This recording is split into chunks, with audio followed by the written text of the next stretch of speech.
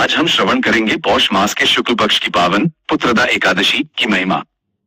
ये कथा न केवल पापों का नाश करती है, बल्कि जीवन में सुख और संतति का वरदान भी देती है। संवाद। परम पावन महाराज युधिष्ठिर ने भगवान श्री कृष्ण से पूछा, हे प्रभु, आपने पौष मास की सफला एकादशी का बहुत ही सुंदर वर्णन किया। अब कृपया मुझ पर दया करें और इस महीने के शुक्ल पक्ष में आने वाली एकादशी के बारे में बताएं। इसका नाम क्या है, इस दिन किस देवता की पूजा होती है और आपको कैसे प्रसन्न किया जा सकता है?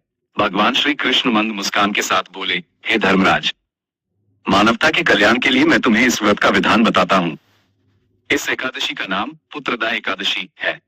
यह समस्त पापों को भस्म करने वाली और मनुष्य को आध्यात्मिक लोक तक ले जाने वाली है। इस दिन साक्षात भगवान नारायण की पूजा की जाती है, जो अपने भक्तों की सभी इच्छाएं पूरी करते हैं। राजा सुकेतुमान की कथा। श्री कृष्ण आगे बोले, हे राजन, बहुत समय पहले भद्रावती नाम के राज्य में राजा सुकेतुमान का शासन था। उनकी रानी का नाम शैव्या था। बरसों बीत गए, पर उनकी कोई संतान नहीं थी। राजा दिन रात इसी चिंता में डूबे रहते कि उनकी मृत्यु के बाद उनका वंश कौन चलाएगा। उनका दुख इतना गहरा था कि जब वे अपने पूर्वजों को जल अर्पित करते, तर्पण देते, तो उनके दुख की तपन से वो जल भी पूर्वजों को उबलता हुआ महसूस होता था। उन्हें डर था कि उनके बाद कोई तर्पण देने वाला नहीं बचेगा। एक दिन इसी व्याकुलता में राजा बिना किसी को बताए घने जंगल में चले गए। दोपहर बीत चुकी थी। राजा भूख प्यास से बेहाल थे। वे सोचने लगे, मैंने जीवन भर देवताओं के लिए यज्ञ किए, ब्राह्मणों को दान दिया और प्रजा को अपनी संतान की तरह पाला, फिर भी मुझे ये कष्ट क्यों मिल रहा है? विश्वदेवों का आशीर्वाद। चलते चलते राजा एक सुंदर सरोवर के पास पहुंचे। वहां ऋषियों के आश्रम थे। राजा ने देखा कि कुछ ऋषि प्रभु के नाम का जप कर रहे हैं। राजा ने उन्हें प्रणाम किया।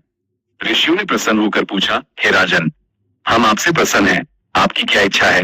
राजा ने अपनी व्यथा सुनाई और पुत्र प्राप्ति का आशीर्वाद मांगा।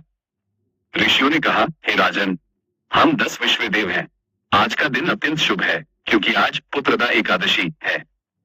जो व्यक्ति पुत्र की कामना रखता है, उसे इस व्रत का पालन अवश्य करना चाहिए। इसका नाम ही इसके फल को सिद्ध करता है, पुत्र देने वाली एकादशी। उपसंहार और फलश्रुति। ऋषियों की आज्ञा पाकर राजा ने विधि विधान से पुत्रदा एकादशी का उपवास किया। अगले दिन द्वादशी को पारण कर वे वापस अपने महल लौटे। कुछ समय बाद रानी शैव्या ने एक तेजस्वी पुत्र को जन्म दिया, जो आगे चलकर एक प्रतापी राजा बना। भगवान कृष्ण ने अंत में कहा, हे युधिष्ठिर, जो भी मनुष्य अपनी इच्छाएं पूरी करना चाहता है, उसे पुत्रदा एकादशी का व्रत करना चाहिए। इस लोक में पुत्र सुख और मृत्यु के बाद मोक्ष मिलता है।